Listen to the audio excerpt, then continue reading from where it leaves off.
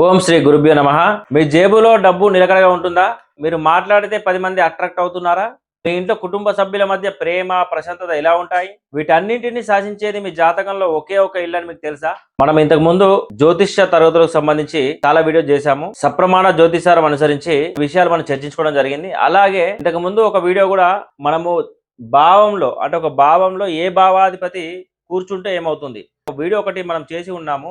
లగ్నంలో ఏ భావాధిపతి ఉంటుందో వాటి యొక్క రిజల్ట్స్ అనేది మనం ఇంతకుముందు వీడియోలో చేసాం. ఒకవేళ మీకు ఆ వీడియో చూసి తర్వాత ఈ ద్వితీయ భావానికి వచ్చి ఈ వీడియో కూడా చూస్తే మీకు కొద్దిగా క్లారిటీ వస్తుంది. జ్యోతిష్య శాస్త్రంలో మన జీవిత గమనాన్ని నిర్దేశించే అత్యంత కీలకమైన స్థానాల్లో ఒకటి జాతక చక్రంలోని ద్వితీయ భావం అంటే రెండవ ఇల్లు. సాధారణంగా రెండవ భావం అనగానే మనకు ప్రధానంగా గుర్తుకొచ్చేది 4 విషయాలు. మొదటిది మన వాక్ చతురత, అంటే మనం ఎలా మాట్లాడతాం, మన మాటకుండే పవర్ ఏంటి. అదేవిధంగా రెండవది ధనచలమణి, మన బ్యాంక్ బ్యాలెన్స్ ఎంత ఉంటుంది, మన ఆర్థిక పరిస్థితి ఎలా ఉంటుంది. మూడవది వచ్చేసి కుటుంబ అన్యోన్యత, మనం కుటుంబ సభ్యులతో మనకున్న అనుబంధం ఏ విధంగా ఉంటుంది అనేది చూడొచ్చు. అదేవిధంగా నాలుగవది మన ముఖ అలంకారం, అదేవిధంగా నేత్రాలు. అయితే అసలు మలుపు ఇక్కడ ఉంది. ఈ రెండవ ఇంట్లో ఏ అధిపతి కూర్చున్నాడు, ఏ గ్రహం ఉంది అనే దాన్ని బట్టి మన ఈ ఫలితాలన్నీ కూడా పూర్తిగా మారిపోతాయి. అక్కడ సూర్యుడు ఉంటే ఒకలాగా, శని ఉంటే ఒకలాగా, గురువు ఉంటే ఇంకోలాగా. అసలు ద్వితీయ భావంలో ఏ గ్రహం ఉంటే మీకు ఎలాంటి అదృష్టం పడుతుంది, ఒకవేళ పాపగ్రహాలు ఉంటే మీ డబ్బు, కుటుంబం విషయాలు ఎలాంటి జాగ్రత్త తీసుకోవాలి అనే అత్యంత ఆసక్తికరమైన విషయాలు ఈరోజు ఈ వీడియోలో మనం వివరంగా తెలుసుకుందాం. మీ జీవితానికి, మీ ఆర్థిక అభివృద్ధికి ఈ వీడియో ఖచ్చితంగా ఉపయోగపడుతుంది. కాబట్టి ఎక్కడ స్కిప్ చేయకుండా చివరి వరకు చూడండి. ఇక లేట్ చేయకుండా టాపిక్లోకి వెళ్ళిపోదాం. సో చూసుకుంటే కనుక ద్వితీయ భావం, లగ్నం నుంచి రెండవ భావం వచ్చేసి ద్వితీయ భావం. దీన్ని రెండవ భావం అంటారు. ఏ లగ్నమైనా సరే, మేష లగ్నానికి రెండవ అధిపతి రెండవ భావం వచ్చేసి వృషభ రాశి, వృషభ లగ్నం. వృషభ లగ్నానికి రెండవ అధిపతి వచ్చేసి రెండవ భావం వచ్చేసి మిథున రాశి. సో ఈ విధంగా ప్రతి లగ్నానికి రెండవ భావం వచ్చేసి ద్వితీయ భావాన్ని గురించి, ద్వితీయ భావంలో ఏ అధిపతి ఉంటే, ఇక్కడ మూడవ అధిపతి ఉంటే, నాలుగో అధిపతి ఉంటే, ఐదో అధిపతి ఉంటే, 11వ అధిపతి ఉంటే ఏ విధంగా ఫలితాలు వస్తున్నాయి, ఈ యొక్క అధిపతులు మనకు శుభగ్రహమా పాపగ్రహమా ఈ రెండు మనం చూసుకోవాలి. సో ఫర్ ఎగ్జాంపుల్ స్టార్టింగ్ మనం లగ్నాధిపతి, ఈ లగ్నాధిపతి మేష లగ్నానికి, ఫర్ ఎగ్జాంపుల్ మేష లగ్నానికి లగ్నాధిపతి రెండవ భావంలో ఉంటే ఏ విధంగా ఫలితాలు వస్తాయి. సో లగ్నాధిపతి రెండవ భావంలో ఉంటే ఏ విధంగా ఫలితాలు వస్తాయి. సో లగ్నాధిపతి ఎప్పుడు కూడా శుభుడే, మనకు శుభ ఫలితాలే ఇస్తారు. 159 శుభ ఫలితాలు అని చెప్పుకున్నాం కాబట్టి లగ్నాధిపతి ఎప్పుడు కూడా శుభుడే అవుతారు. కాబట్టి మనకు అన్ని కూడా శుభ ఫలితాలు ఇస్తాడు. అది ఏ విధంగా ఇస్తారనేది చూద్దాం. లగ్నాధిపతి రెండవ ఇంట్లో ఉన్న వ్యక్తులు ప్రధానంగా తమ సొంత కృషితోనో, ప్రతిభతోనో ధనాన్ని సంపాదిస్తారు. వీరికి జీవితంలో ఆర్థిక స్థిరత్వం అనేది అత్యంత ముఖ్యం. డబ్బును సంపాదించడమే కాకుండా ఎక్కడ ఎంత పొదుపు చేయాలి, ఏ సమయంలో ఎక్కడ పెట్టాలి, ఎక్కడ పెట్టుబడి పెట్టాలి అనే విషయం మీద వీరికి సహజమైన నైపుణ్యం ఉంటుంది. తమ తెలివితేటలతో ఒకటి కంటే ఎక్కువ మార్గాల ద్వారా ఆదాయాన్ని రప్పించుకుంటారు. కుటుంబ విషయానికి వస్తే వీరికి ఫ్యామిలీ అంటేనే ప్రాణం. కుటుంబ పరువు, ప్రతిష్టలు అన్నీ కూడా పెంచే బాధ్యత మీద వీళ్ళ భుజాల మీద వేసుకొని మరీ కష్టపడతారు. కుటుంబ సభ్యుల ఆరోగ్యంతో పాటు ఇంట్లో ఎప్పుడు అన్యోన్యత వెల్లివిరిసేలా చూసుకుంటారు. చాలా వరకు ఫ్యామిలీ బిజినెస్ లేదా వారసత్వపు వ్యవహారాలు వీరికి చాలా బాగా కలిసి వస్తాయి. వీరికి ఇంకో పెద్ద బలం ఏంటంటే అద్భుతమైన వాక్చాతుర్యం. తమ మాటల ద్వారా ఎదుటివారిని ఇట్టే ఆకర్షించగలరు. ఏ సమయంలో ఎలా మాట్లాడాలో వీరికి వెన్నతో పెట్టిన విద్య. అందుకే వీరు తమ మాట తీరును పెట్టుబడిగా పెట్టి బ్యాంకింగ్, ఫైనాన్స్, మార్కెటింగ్, కన్సల్టెన్సీ అలాగే టీచింగ్ వృత్తిలో విశేషంగా రాణిస్తారు. జ్యోతిష్య శాస్త్రంలో రెండవ భావం ముఖాన్ని సూచిస్తుంది కాబట్టి వీరి యొక్క ముఖ వర్చస్సు కూడా చాలా ఆకర్షణీయంగా, ప్రత్యేకమైన తేజస్సుతో ఉంటుంది. మంచి నేత్ర సౌఖ్యం కూడా వీళ్ళకు ఉంటుంది. అలాగే వీరు మంచి భోజన ప్రియులు. నాణ్యమైన, రుచికరమైన రకరకాల ఆహార పదార్థాలను ఆస్వాదించడానికి ఇష్టపడతారు. అయితే ఏ గ్రహం లగ్నాధిపతి అయ్యిందనే దాన్ని బట్టి కూడా ఇందులో కొన్ని మార్పులు అయితే ఉంటాయి. లైక్ సూర్యుడు, కుజుడు అయితే మాటల్లో కాస్త కఠినత్వం ఉన్న అధికారంతో ధనం ఆర్జిస్తారు. అదే చంద్రుడు లేదా శుక్రుడు ఉన్నారు అనుకోండి, చాలా మృదువైన మాట తీరుతో కళల ద్వారానో లేకపోతే వ్యాపారం ద్వారా లాభపడతారు. అదే బుధుడు ఉన్నాడు అనుకోండి, అద్భుతమైన కమ్యూనికేషన్ స్కిల్స్తోని మంచిగా లాభపడతారు. అదేవిధంగా గురువు అయితే బోధన మరియు సలహాలు ఇవ్వడం ద్వారా గౌరవంతో పాటు ధనం సంపాదిస్తాడు. అదే శని అనుకోండి, సంపద నెమ్మదిగా వచ్చినా కూడా అది ఎప్పటికీ నిలకడగా ఉంటుంది. ఆర్థిక క్రమశిక్షణతో పైకి వస్తారు. సో ఈ విధంగా రెండో భావంలో లగ్నాధిపతి ఉంటే గనక ఇలాంటి ఫలితాలు మనకు ఉంటాయి. రెండో అధిపతి రెండో భావంలో ఉంటే ఏ విధంగా ఉంటుంది గమనించాలి మీరు. రెండో భావాధిపతి అంటే ఎగ్జాంపుల్ మేష లగ్నానికి రెండో భావాధిపతి శుక్రుడు. శుక్రుడు ఇక్కడ పాపగ్రహం అవుతుంది. ఎందుకంటే ఇక్కడ 7వ స్థానం అధిపతి శుక్రుడు కాబట్టి, రెండో అధిపతి కూడా శుక్రుడు కాబట్టి ఇక్కడ మారక స్థానానికి అధిపతి అయిన శుక్రుడు పాపగ్రహం అయిపోతుంది. అదే విధంగా మీరు కొన్ని కొన్ని లగ్నాలకు చూసుకుంటే కనుక, ఫర్ ఎగ్జాంపుల్ వృశ్చిక లగ్నాన్ని చూసుకోండి. వృశ్చిక లగ్నానికి రెండో అధిపతి గురువు అవుతాడు. సో ఈ గురువు ఇక్కడ ఉండడం వల్ల శుభగ్రహం అవుతుంది. అంటే రెండు రకాలుగా మనం చూడాలి. శుభగ్రహం రెండో అధిపతి శుభగ్రహం కావచ్చు, పాపగ్రహం కావచ్చు. ఒకవేళ శుభగ్రహం ఉంటే ఏ విధంగా ఉంటుంది, పాపగ్రహం ఉంటే ఎలా ఉంటుంది. సో ఈ విధంగా మనం ఆ రిజల్ట్ అనేది అంచనా వేయాలి. సో శుభగ్రహం అయితే ఏ విధంగా మనకు ముందుకెళ్తది అది మనం చూసుకుందాం. రెండవ అధిపతి శుభగ్రహాలైతే ఆ ప్రభావం చాలా అద్భుతంగా ఉంటుంది. వాక్ చాతుర్యం అంటే వీరు మాట్లాడితే వినాలనిపించేలాగా మధురంగా ఉంటుంది. క్లిష్టమైన సమస్యలను కూడా కేవలం మాటల ద్వారా పరిష్కరించగలుగుతారు. అదే సమయస్ఫూర్తి. ఏ సందర్భంలో ఏ మాట మాట్లాడాలో వీరికి బాగా తెలుసు. అందుకే వీధిలో వారు వీరిని చాలా గౌరవిస్తారు. కుటుంబ బంధం కూడా వీరి మాట తీరు వల్ల కుటుంబంలో ఎప్పుడు ప్రశాంతత ఉంటుంది. పెద్దలను గౌరవించడం, చిన్నవారిని ప్రేమించడం ద్వారా వీరు ఇంటికి వెలుగు తెస్తారు. సో అదేవిధంగా ధనయోగం చూసుకుంటే గనక రెండో స్థానం ధనాధిపతి కాబట్టి వీరి నోటి నుంచి వచ్చే సానుకూల మాటలు వీరికి సంపాదన తెచ్చిపెడతాయి. కన్సల్టెన్సీ ద్వారా, టీచింగ్ ద్వారా, కౌన్సిలింగ్ ద్వారా ఈ రంగంలో ఉన్న వీరు ఖచ్చితంగా రాణిస్తారు. సో అదే విధంగా చూసుకుంటే ఇదే ఫలితాలు ఒకవేళ పాపగ్రహం అయితే ఏ విధంగా ఉంటుంది? సో పాపగ్రహం అయితే మనకు రెండవ అధిపతి ఫలితాలు కాస్త ప్రతికూలంగా ఉంటాయి. నోటి దురుసు ఉంటుంది. అంటే నిజం చెప్పినా అది అవతల వారికి కత్తిలాగా తగులుతుంది. కఠినమైన మాటల వల్ల స్నేహితులు, బంధువులు అందరూ దూరం అవుతుంటారు. అసత్యాలు పలకడము, వివాదాలు మాటలు మాట్లాడడము, మాట మీద నిలబడకపోవడము, లేదా అనవసరమైన అబద్ధాలాడడం వల్ల కుటుంబ సభ్యుల్లోనే నమ్మకం కోల్పోతారు వీళ్ళు. దీనివల్ల ఆస్తి తగాదాలు కూడా వచ్చే అవకాశం ఉంటుంది. సో అదేవిధంగా ధన సంగతి చూసుకుంటే ధన నష్టం కూడా ఉంటుంది. ఒక్కొక్క తప్పుడు మాట వల్ల వీళ్ళు చేతికి అందాల్సిన కాంట్రాక్టులు లేదా ధనం చేజారిపోవచ్చు. అదేవిధంగా అప్పులు ఇచ్చేవారు కూడా వీరి యొక్క మాట తీరు చూసి వెనుకడుగు వేస్తారు. అప్పులు కూడా ఇయ్యరు. సో సమయానికి ధనం అనేది సమకూరదన్నట్టు. అదేవిధంగా సమాజంలో గోడలు కట్టే వ్యక్తిగా కాకుండా గోడలు పడగొట్టే వ్యక్తిగా ముద్రపడొచ్చు. సో ఈ విధంగా నెగెటివ్ అనేది ఫలితాలొస్తాయి. అంటే వ్యతిరేకంగా ఫలితాలొస్తాయి. అదేవిధంగా చూసుకుంటే ఫర్ ఎగ్జాంపుల్ బుధుడు రెండో స్థానంలో ఉన్నాడనుకోండి. బుధుడు ఇక్కడ ఉంటే ఈ వ్యక్తి హాస్య చతురత ఎక్కువగా ఉంటుంది. చమత్కారంతో అందరిని నవ్విస్తారు. ఒకవేళ పాపగ్రహమే ఉంటే, శుభగ్రహం ఉంటే హాస్యం ఉంటుంది. మంచి హాస్య చతురతో కొద్దిగా ఇతరులతో నవ్వడం గాని, ఇతరులను నవ్వించడం గాని జరుగుతుంది. అదేవిధంగా పాపగ్రహం ఉంటే ఇతరులను వ్యంగ్యంగా జోక్స్ చేయడం వల్ల కొంచెం వాళ్ళకి ఇబ్బంది అనిపించి వాళ్ళతోని మనకు మనస్పర్ధలు రావచ్చు. సో బుధుడు శుభగ్రహం అయితే అక్కడ హాస్యం పండుతుంది. ఒకవేళ అదేవిధంగా పాపగ్రహం అయితే అక్కడ చూసుకుంటే ఆటోమేటిక్‌గా ఈ యొక్క వ్యంగ్యంగా మాట్లాడడము, సో ఇతరులు దానివల్ల తీసుకోరు. జోకేస్తే తీసుకోరన్నట్టు. సో ఆ విధంగా ఇబ్బందవుతుందన్నట్టు. అదే రాహు ప్రభావం ఉందనుకోండి ఎగ్జాంపుల్ రెండో వైపు రాహు ఉంటే. సో ఆ వ్యక్తి విదేశీ భాషల్లో ప్రావీణ్యం సంపాదించి మంచి పేరు ప్రఖ్యాతులుంటాయి. అదేవిధంగా ఒకవేళ పాపగ్రహం అయితే అతిగా మాట్లాడి చిక్కులో పడతారు. సో మనకు ఆ భావాధిపతి శుభుడా? లేకపోతే పాపగ్రహమా అనేది చూసుకోవాలి. సో దీనికి పరిహారం ఏముంటుంది మనకు? రెండో అధిపతి పాపి అయినప్పుడు మేజర్‌గా మీరు చేయాల్సింది ఒకటే మౌన వ్రతం. మౌన వ్రతం పాటించడం లేదా మాట్లాడే ముందు ఒక నిమిషం ఆలోచించడం. Think before you speak. So ఇది మీ నుంచి వచ్చే ప్రతికూలతను తగ్గించుకోవచ్చు. సో గమనిక గ్రహం శుభుడా లేక పాపియా అనేది కేవలం గ్రహ స్వభావాన్ని బట్టి కాకుండా ఆ జాతక లగ్నాన్ని బట్టే మారుతుంది. ఉదాహరణకు రవి, కుజ, శని అంతా పాపగ్రహాలే కదా అని కొంతమంది మన నైసర్గిక పాపగ్రహాలను మనం జోడిస్తారు. సో మన సప్రమాణ జ్యోతిషారం ద్వారా లగ్నాల నుంచే మనకు పాపగ్రహాలు, శుభగ్రహాలు వస్తుంది. సో శని కొన్ని లగ్నాలకు యోగకారకుడే శుభ ఫలితాలను కూడా ఇస్తాడు. సో ఇది గమనించాలి. మూడవ భావాధిపతి రెండవ భావాలు ఉంటే ఏం జరుగుతుంది? ఫర్ ఎగ్జాంపుల్ ఇక్కడ మేష లగ్నం ఉంది. మూడవ భావాధిపతి వచ్చేసి బుధుడు. సో బుధుడు రెండో స్థానంలో ఉంటే ఏ విధంగా ఉంటుంది? అదేవిధంగా గుర్తుంచుకోండి మూడవ భావాధిపతి ఎప్పటికి కూడా పాపగ్రహమే అవుతుంది. ఎందుకంటే మీకు ఇక్కడ 159 పూర్వపుణ్యం అయితే 7, 11, 3 వీటి అపోజిట్ కాబట్టి మనకు నెగటివ్ ఫలితాలు ఇస్తుంటాయి. సో 1కి 7 నెగేషన్, 5కు 11 నెగేషన్, 9కి 3 నెగేషన్, అపోజిట్ 7వ స్థానం కాబట్టి.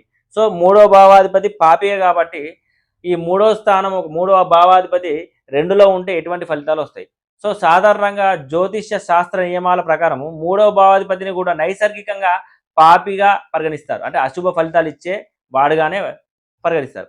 ఈ మూడవ భావాధిపతి కనుక రెండవ స్థానంలో అంటే కుటుంబ స్థానంలో ఉన్నట్లయితే ప్రధానంగా 2 రకాల ఇబ్బందులు ఎదురే అవకాశం ఉంటుంది. ఒకటి మూడవ స్థానం కాబట్టి దాయాదుల వల్ల కుటుంబానికి నష్టం ఉంటుంది. మూడవ స్థానం అనేది ప్రధానంగా సోదరులు, దాయాదులు అనే బంధువులను సూచిస్తుంది. ఆ స్థానాధిపతి పాపిగా మారి కుటుంబ స్థానమైన రెండవ ఇంట కూర్చోవడం వల్ల దాయాదులు లేదా దగ్గర బంధువుల జోక్యం కారణంగా కుటుంబంలో తీవ్రంగా దెబ్బతినే ప్రమాదం ఉంటుంది. ఆస్తి తగాదాలు ఉండవచ్చు లేదా వారి కుట్రల వల్ల కుటుంబంలో అశాంతి నెలకొవచ్చు. కుటుంబాన్ని రక్షించుకునే ధైర్యం కూడా లోపించడం. మూడవ స్థానం అంటేనే మనకు ధైర్య స్థానం, పరాక్రమ స్థానం. అదేవిధంగా ఆ భావాధిపతి ప్రతికూల స్థితిలో ఉన్నప్పుడు కుటుంబానికి ఏదైనా కష్టము లేదా విపత్తు వచ్చినప్పుడు ఆ కుటుంబానికి నిలబెట్టడానికి లేదా రక్షించడానికి కావాల్సిన ధైర్యం లోపిస్తుంది. జాతకుడు బయట ఎంత ధైర్యవంతుడైనప్పటికీ తన సొంత కుటుంబ విషయానికి వచ్చేసరికి పిరికితనంతో వెనుకడుగు వేయడం జరుగుతుంది. అంటే సరైన సమయంలో ధైర్యంగా నిలబడకపోవడం అనేది జరుగుతుంది. ఇక్కడ పెద్ద ధైర్యవంతుడు కావచ్చు కానీ కుటుంబ స్థానంలో మూడో అధిపతి ఉండడం వల్ల ఆ కుటుంబంలోనే ఆ ధైర్యం అనేది నిలబడదు అన్నట్టు. సో అయితే ఇక్కడ ఈ మూడవ భావాధిపతిపై ఏదైనా శుభగ్రహాల దృష్టి కనుక ఉంటే ఈ ప్రతికూల ఫలితాల నుంచి కొంతవరకు మనం తగ్గుముఖం పట్టే అవకాశం ఉంటుంది. శుభగ్రహ దృష్టి అంటే ఏంది? ఎగ్జాంపుల్ ఇప్పుడు మేష లగ్నానికి కుజుడు శుభగ్రహం. కుజుడు ఒకవేళ ఇక్కడ 10వ భావంలో పొజిటెడ్ అయి ఉన్నాడు అనుకుందాం లగ్నాధిపతి. 2వ భావంలో బుధుడు ఉన్నాడు అనుకోండి. ఈ కుజ దృష్టి 4వ దృష్టి ఇక్కడ 2వ భావం మీద ఉంటుంది కదా! సో ఇప్పుడు బుధుడు ఇక్కడ 2వ భావంలో ఉన్నప్పుడు పాపగ్రహం అయినప్పటికీ ఈ కుజ దృష్టి ఉంది కాబట్టి శుభ ఫలితాలు ఇస్తాడు. Special aspect. అదే 7వ స్థానంలో ఉన్నాడనుకోండి, ఈ డిగ్రీస్‌కి చూసుకోవాలి. ఏ డిగ్రీ తక్కువ ఉంటే అది బలంగా ఉన్నట్టు. సో ఆ యొక్క దృష్టి ఉన్నప్పుడు ఫలితాలు అనేది మనకు తగ్గుముఖం పడతాయి. సో ఈ విధంగా మనం వీక్షణ అనేది కూడా చాలా వరకు చూసుకోవాలి. మన గ్రహ వీక్షణ కూడా వీడియో మన ఛానల్‌లో ఉంది. మీరు గ్రహ వీక్షణ వీడియో కూడా మీరు చూసి ముందుకెళ్తే ఇది అనేది ప్రత్యేకించి మంచిగా అర్థమయ్యే అవకాశం ఉంటుంది. అదేవిధంగా 4వ భావాధిపతి ద్వితీయంలో ఉంటే జాతక చక్రంలో సుఖస్థానం లేదా మాతృస్థానమైన 4వ భావాధిపతి కుటుంబ మరియు ధనస్థానమైన 2వ ఇంట్లో ఉన్నప్పుడు అత్యంత కీలకమైన ఫలితాలు ఏర్పడతాయి. 4వ ఇల్లు ప్రధానంగా తల్లి, ఇల్లు, భూమి, వాహనాలు, సుఖశాంతులు మరియు ప్రాథమిక విద్యను సూచిస్తుంది. ఈ స్థానాధిపతి కనుక 2వ ఇంట్లో ఉన్నప్పుడు ఆ గ్రహం శుభుడా, పాపియా అనే దాన్ని బట్టి ఫలితాలు పూర్తిగా మనకు వస్తుంటాయి. సో దీని గురించి మనం లోతుగా విశ్లేషిస్తే కనుక 4వ భావాధిపతి శుభగ్రహం అయిందా, పాపగ్రహం అయిందా అనేది చూసుకోవాలి. ఇప్పుడు ఈ ఎగ్జాంపుల్ మేష లగ్నం ఉంది. మేష లగ్నానికి ఇక్కడ కర్కాటకం అనేది చంద్రుడు వచ్చేసి శుభగ్రహం. సో అదేవిధంగా ఇంకొక లగ్నాన్ని చూసుకున్న కనుక 4వ స్థానానికి ఇప్పుడు చూడండి, ఇప్పుడు వృశ్చిక లగ్నం ఉంది. వృశ్చిక లగ్నానికి 4వ స్థానాధిపతి శని. సో ఇక్కడ శని 4వ అధిపతి కాబట్టి 3వ అధిపతి కాబట్టి శని. సో ఇప్పుడు శని వచ్చేసి వృశ్చిక లగ్నానికి పాపగ్రహం. సో లగ్నాన్ని బట్టి మనకు పాపగ్రహం అనేది తెలుస్తుంది కాబట్టి శుభగ్రహాలు ఏంటి, పాపగ్రహాలు ఏంటి అనేది మీరు ఖచ్చితంగా మనం ఇంతకుముందు వీడియో చేసి ఉన్నాం కాబట్టి లగ్నాన్ని అనుసరించి శుభగ్రహాలు, పాపగ్రహాల గురించి తెలుసుకోండి. తర్వాత ఈ వీడియో వస్తే మీకు అర్థమైపోతుంది. సో 4వ భావాధిపతి మీకు శుభగ్రహం అయినప్పుడు ఫలితాలు ఏ విధంగా ఉంటాయి? ఈ స్థితి జాతకుడి యొక్క కుటుంబానికి మరియు ఆర్థిక స్థితికి ఒక అద్భుతమైన యోగం లాంటిది. బంధుమిత్రుల అండదండలు అంటే మంచి బలంగా ఉంటున్నట్టు. అదేవిధంగా 4వ ఇల్లు మాతృవర్గాన్ని, బంధువులను సూచిస్తుంది కాబట్టి ఆ అధిపతి శుభగ్రహమై 2వ ఇంట్ల అంటే కుటుంబ స్థానంలో ఉంటే తల్లి తరపు బంధువులు, స్నేహితులు ఆ కుటుంబానికి సంబంధించి గొప్ప వెన్నెముకలాగా నిలుస్తారు. కష్టకాలంలో అండగా ఉండే ఒక పెద్ద బలగం వీరికి సహజంగా ఏర్పడుతుంది. సో అనేది కుటుంబ స్థానం రెండు కుటుంబ స్థానము, 4 కూడా తల్లి తరపున కుటుంబ స్థానం ఇవన్నీ కూడా మనకు వస్తాయి కాబట్టి మంచి సహజంగానే మంచి పెద్ద బలగం అనేది వీళ్ళకు ఉంటుంది. అదేవిధంగా సుస్థిరమైన ధనచలమణి. మనం 2వ స్థానం అంటేనే ధనచలమణి అనుకున్నాం, అంటే బ్యాంక్ బ్యాలెన్స్. సో స్థిరాస్తులు, ఇల్లు, భూమి మరియు వాహనాల ద్వారా వీరికి నిరంతర ధనాదాయం ఉంటుంది. ఫర్ ఎగ్జాంపుల్ రియల్ ఎస్టేట్ కానీ, అద్దెలు కానీ లేదా వ్యవసాయం ద్వారా వీరి బ్యాంక్ బ్యాలెన్స్ అనేది ఎప్పుడు స్థిరంగా వృద్ధి చెందుతూనే ఉంటుంది, ఎప్పుడు టాప్ మోస్ట్ వెళ్తూనే ఉంటుంది. సో ఈ విధంగా మంచి జరుగుతుంది. అదేవిధంగా 4వ భావం సేవకులు ఇండికేట్ చేస్తుంది. సో 4వ భావం సంబంధించి సేవకులు సహకారం అనేది శుభంగా ఉన్నప్పుడు ఇంట్లో పనిచేసే సేవకులు లేదా వీరి కింద పనిచేసే ఉద్యోగులు అత్యంత నమ్మకస్తులుగా ఉంటారు. వారి కృషితో మరియు విధేయతతో జాతకుడు కుటుంబం మరింత అభివృద్ధి చెందుతుంది. సో ఈ విధంగా ఉంటుంది. అదేవిధంగా కుటుంబంలో సుఖశాంతులు. 4వ ఇల్లు సుఖాన్ని ఇస్తుంది కాబట్టి ఆ అధిపతి 2వ ఇంట్లో శుభస్థితిలో ఉన్నప్పుడు ఆ ఇంట్లో ఎప్పుడు ఒక పాజిటివ్ వాతావరణం ఉంటుంది. సభ్యుల మధ్య గొప్ప అవగాహన ఉంటుంది. అదేవిధంగా మంచి కమ్యూనికేషన్ అనేది వీళ్ళ మధ్య ఉంటుంది. సో ఇదే విధంగా ఒకరు 4వ భావాధిపతి పాపగ్రహం అయితే ఎలా ఉంటుంది అనేది కూడా చూద్దాం. సో 4వ అధిపతి పాపగ్రహం అయినప్పుడు సుఖస్థానాధిపతి పాపిగా మారి కుటుంబ స్థానంలో కూర్చోవడం వల్ల ఏ విషయంలో అయితే సుఖాన్ని ఇవ్వాలో అదే విషయాలలో కుటుంబంలో శిక్ష పెడతాయి. భూపంపకం ఉంది అనుకుందాం ఎగ్జాంపుల్, ఆస్తి తగాదాలు అనుకోండి. అదేవిధంగా అత్యంత ప్రధానమైన సమస్య 4వ ఇల్లు భూమిని, 2వ ఇల్లు కుటుంబాన్ని సూచిస్తుంది కాబట్టి ఈ 2 పాపగ్రహ ప్రభావంతో కనెక్ట్ అయినప్పుడు పిత్రార్జితం లేదా వారసత్వ ఆస్తుల పంపకాలు కుటుంబ సభ్యులు మరియు దాయాదుల మధ్య తీవ్రమైన గొడవలు దారితీస్తాయి. ఈ తగాదాల వల్ల 2వ ఇల్లు సూచించే కుటుంబ ఐక్యత దారుణంగా దెబ్బతింటుంది. అదేవిధంగా చూస్తే 4వ స్థానం వచ్చేసి వాహనాలు కూడా ఇండికేట్ చేస్తుంది. వాహనాల వల్ల 2వ స్థానం అంటే 4వ అధిపతి 2వ స్థానం పాపిక ఉండి వాహనాల వల్ల చికాకులు మరియు నష్టాలు ఉంటాయి. వీరికి వాహనాలు ఎప్పటికీ ఏదో ఒక ఇబ్బంది ఉంటుంది. ఎప్పుడు ఏదో ఒక మరమ్మతుల కోసమో లేకపోతే ఏదో రిపేర్ అని చెప్పేసి విపరీతంగా డబ్బు ఖర్చు అవ్వడము, వాహనాల వల్ల జరిగే కొన్ని సంఘటనలు కుటుంబ పరువుని లేదా ప్రశాంతతను భంగం కలిగించడంలో జరుగుతాయి. సో ఈ విధంగా జాగ్రత్తగా ఉండాలి. అదే నమ్మిన సేవకుల వల్ల మన 4వ స్థానం సేవకులు ఇండికేట్ చేస్తుంది కదా, ఈ సేవకుల వల్ల పాపగ్రహమై ఉంటే ఏ సేవకులు అయితే మనకు ఆశ్రయం ఇస్తారో వారే వీరికి ఎదురు తిరగడం లేదా నమ్మక ద్రోహం చేయడం జరుగుతుంది. పనివారి వల్ల కుటుంబంలో లేనిపోని సమస్యలు లేదా దొంగతనాలు జరిగే ఆస్కారం కూడా ఉంటుంది. సో ఇరుగు పొరుగు వారితో కూడా శత్రుత్వం ఉంటుంది, ఎదురింటి లేకపోతే పక్కింటి ఆ విధంగా. చతుర్థ భావం మన చుట్టూ ఉండే నివాస పరిసరాలను కూడా చూపిస్తుంది. ఆ భావాధిపతి పాపిగా మారి రెండవ ఇల్లు ఉండడం వల్ల జాతకుడు కఠిన మాటల వల్ల చిన్న చిన్న పొరపాటు చేసి పక్కింటి వారితో కానీ ఎదురింటి వారితో కానీ తరచు మాటల యుద్ధాలు జరుగుతాయి. పీడకల లాంటి ఇరుగు పొరుగు వారితో సంబంధాలు దెబ్బతిని ప్రతిరోజు మనశ్శాంతి కరువైపోతుంది. సో ఈ విధంగా జాగ్రత్తగా ఉండాలి. రెండవ ఇల్లు అనేది వాక్కు, నాలుగవ ఇల్లు అనేది మనస్సు. సో నాలుగవ అధిపతి పాపిగా ద్వితీయంలో ఉంటే ఇంటి సమస్యలు, ఆస్తి గొడవల వల్ల జాతకుడి మనసు ఎప్పుడు అశాంతిగా ఉంటుంది. ఫ్రస్ట్రేషన్ అంతా వారి మాటల్లో మనకు కోపంగా కానీ కఠినంగా కానీ బయటపడుతుంది. దీనివల్ల వారి మాట తీరే వారికి శత్రువులను చేస్తుంది. అదే శుభగ్రహం అయితే వాళ్ళ మృదువైన మాట ద్వారా భూమి, ఆస్తు వివాదాలు అన్నీ కూడా సులభంగా సామరస్యంగా పరిష్కరించుకుంటారు. సో ఈ విధంగా నాలుగో భావాది కనుక రెండో భావాలు ఉంటే ఈ విధంగా ఉంటుంది. సో అదేవిధంగా ద్వితీయ భావంలో ఐదవ అధిపతి కూర్చుంటే ఏం జరుగుతుంది? ఐదవ భావం అంటేనే మనకు శుభగ్రహము, శుభగ్రహ స్థానం కాబట్టి మనకు పూర్వపుణ్యం అనేది 1/9 ఉంటుంది. కాబట్టి ఈ ఐదో స్థానం ఏ లగ్నానికి చూసుకున్నా కూడా అక్కడ శుభగ్రహం ఉంటుంది. శుభగ్రహం మీకు ఫలితాలు అనేది శుభంగా ఉంటాయి. సో జ్యోతిష శాస్త్రంలో ఐదవ ఇల్లు అత్యంత పవిత్రమైన త్రికోణ స్థానం. ఇది పూర్వపుణ్యానికి, మేధస్సుకు, సంతానానికి మరియు కీర్తి ప్రతిష్టలకు అంటే లక్ష్మీ స్థానం కాబట్టి ఇవన్నీ కూడా ప్రతీక. ఇందుకే ఏ లగ్నానికైనా సరే ఐదవ భావాధిపతి సహజంగానే పాపగ్రహమైనా సరే, అంటే నైసర్గిక పాపగ్రహమైనా సరే, లైక్ శని కానీ, కుజుడు కానీ, రవి కానీ, ఏదైనా సరే మీకు ఆ లగ్నానికి మాత్రం ఆయన ఎల్లప్పుడూ అద్భుతమైన శుభ ఫలితాలే ఇస్తాడు. అంటే యోగకారకుడు అవుతాడు. ఇంతటి అదృష్టాన్ని తెచ్చే ఐదవ భావాధిపతి కుటుంబం మరియు ధనస్థానమైన రెండవ ఇంట్లో కూర్చున్నప్పుడు కలిగే ఫలితాలు ఏ విధంగా ఉంటాయి? సో చూస్తే గనక విద్యా బలం మరియు మేధస్సుతో అద్భుతమైన ధనాదాయం. ఎందుకంటే ఇక్కడ రెండవ స్థానం అనేది మనకు ధనానికి సంబంధించిన వ్యవస్థ కాబట్టి పంచమానికి అధిపతి అయిన రెండవ స్థానంలో ఉండడం వల్ల ఐదవ భావం అనేది మనిషి యొక్క సృజనాత్మకతను, సూక్ష్మ గ్రాహ్యతను, ఉన్నత విద్యను సూచిస్తుంది. ఆ అధిపతి రెండవ స్థానంలో ఉండడం వల్ల వీరు తమ శారీరక శ్రమ కంటే బుద్ధి బలంతోనే ఎక్కువ ధనాన్ని ఆర్జిస్తారు. వీరి విద్య, సలహాలు, వాక్చాతుర్యం అంటే ఉపాధ్యాయులు, జ్యోతిష్కులు, కన్సల్టెంట్స్, సలహాదారులుగా వీరు ఖచ్చితంగా సిరులు కురిపిస్తాయి. అంటే సంపదలను ఖచ్చితంగా సంపాదించుకుంటారు.